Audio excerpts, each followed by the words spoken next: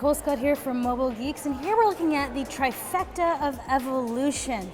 I fell in love with LG all over again when they launched the LG G2. The rear-facing button was a kind of a revelation for me, not because I'm left-handed, because I think that this rear-facing button is just a lot more ergonomic. If you are left-handed as well, it just sits perfectly. I just thought, what an intuitive way to use your smartphone. And this came with an absolutely knock it out of the park camera. So it was only 13 megapixel, but boy was it sharp. I'm just taking pictures of white things here. Let me take a picture of that. I mean, for its time, that was just an amazing, always, okay. We've done a reset on this, here we go. I mean, like, check that out. That is still a very decent camera for 2 years ago. Yeah, that's noisy, but then they came out with the LG G3, and it was bigger. I wasn't as much of a fan of this. So this was a 5.2-inch display. It was 1080p, and then they came out with this 5.5-inch display that was just a lot bigger. When it came to using it with one hand, it just wasn't as easy. You couldn't reach to the other side as much. There's just a lot to love about the G2.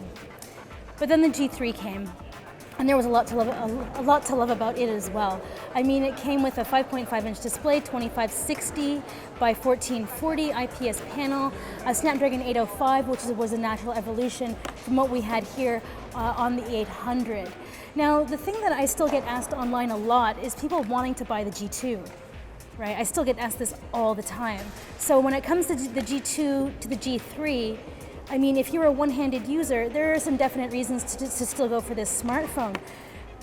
And then when you go to the G4, well, there's just some amazing reasons for this as well. Now I'm gonna take a picture of this same ball of yarn over there. Now let's take a look at what this has done. Okay, that's a terrible photo. Okay, now let's try that again. Maybe let's take the flash off. Okay, now let's try this again. Okay, so this actually still has the same level of noise that we saw here on the G2. God, the G2 was such a great camera. Look at that. So between these two, I'd actually say the G2 is sharper. Jesus, guys, what the hell's going on here? So let me take a picture with the G3, just to see. Let's just take a little quick. I swap the batteries of the demo because the old one says okay. 9, and I think it should be 3000. Okay, so now let me just take a quick. Sorry. Okay, that is slow. Wow. Okay, now the G3. Okay, now out of these 3 photos that I just took, what do you think, guys? Here's the G3. That ball of yarn looks pretty good. Very little noise.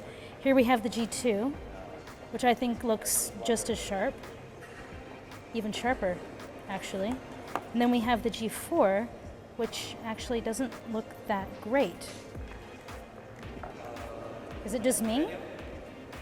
Or does that seem a little fuzzy to you? And the G2 actually seems the best.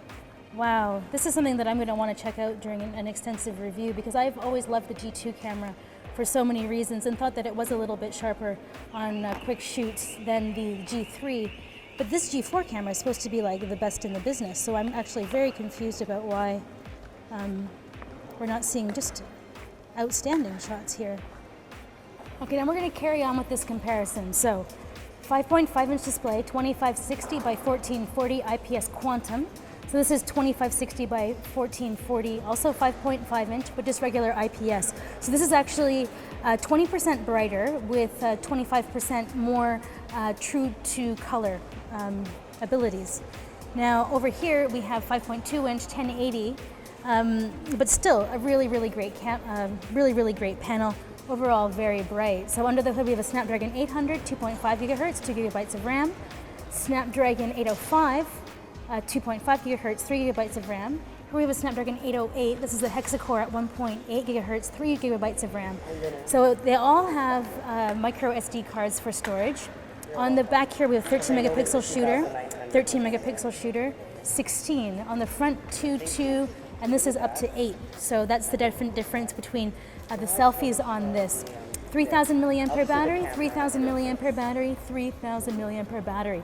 Now this is one of the reasons to actually love the LG G2 just a little bit. A 5.2-inch display with a 3,000 milliampere battery. There's a reason why this is a 2-day life battery beast, right? And the Snapdragon 800 isn't a slouch. If you're looking for like just an everyday usable phone, I mean, this is still an amazing device to consider picking up.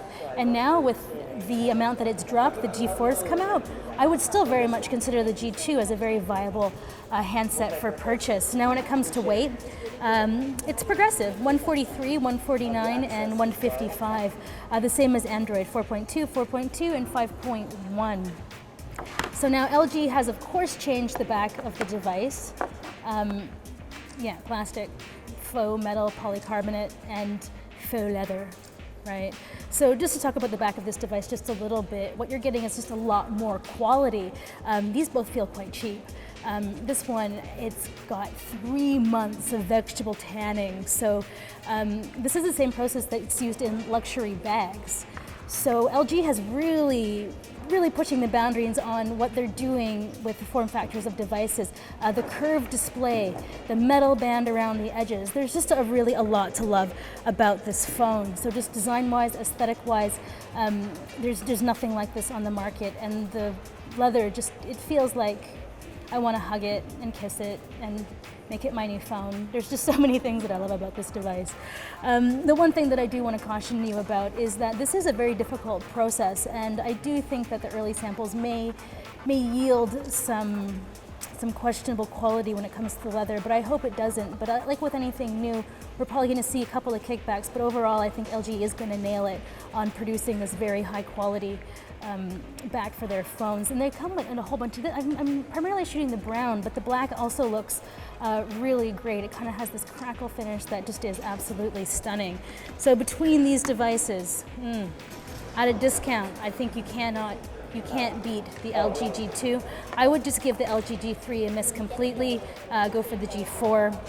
I was never a real fan of this. I thought that the battery life optimization still needed a lot of work. So there's a lot to love about this phone, but there was also a lot to love about not owning this phone and going for a handset where they've actually optimized everything that they've needed to or should have done on the G2. And I think that the LG G2, if you haven't seen my video about why I like it over the G3, you should go ahead and Google that one because I get really passionate about it. All right, so that was just a kind of quick and dirty comparison between the LG G2, G3, and G4, and some of my thoughts on why maybe you should be picking up the LG G2. Nicole Scott here from Mobile Geeks.